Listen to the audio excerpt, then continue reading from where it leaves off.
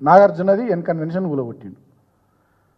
ఏం చెప్తాడు రేవంత్ రెడ్డి కానీ వాళ్ళ ప్రభుత్వ పెద్దలు కానీ అధికారులు కానీ ఏం చెప్తారంటే తమ్మిడికుంట చెరువును ఆ ఎఫ్టీఎల్ జోన్లో, ఆ తమ్మిడికుంట చెరువు ఎఫ్టీఎల్ జోన్లో ఎన్ కన్వెన్షన్ ఉంది కాబట్టి కూలగొట్టినామని అంటారు. సరే, ఓకే, ఎన్ కన్వెన్షన్ కూలగొట్టిరు. హిమాయత్ సాగర్ చెరువులో, హిమాయత్ సాగర్కు సంబంధించినటువంటి చెరువులో ఎఫ్టీఎల్లో కాదు, చెరువులోనే హిమాయత్ సాగర్లోనే ఆనంద కన్వెన్షన్ అనేటటువంటి కన్వెన్షన్ ఉంది.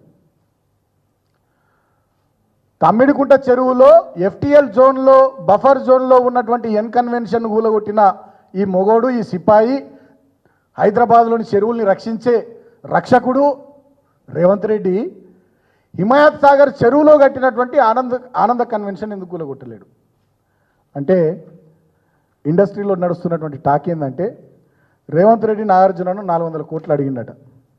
రేవంత్ రెడ్డి నాగార్జునను 400 కోట్లు అడిగితే నాగార్జున ఈయనందుకు ఎన్ కన్వెన్షన్ కూలగొట్టిండు.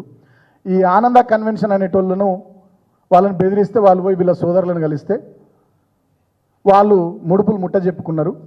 దాంతో ఆనంద కన్వెన్షన్ కొట్టలేరు. నేను ఇవాళ ఇంకో మాట అడుగుతున్నా.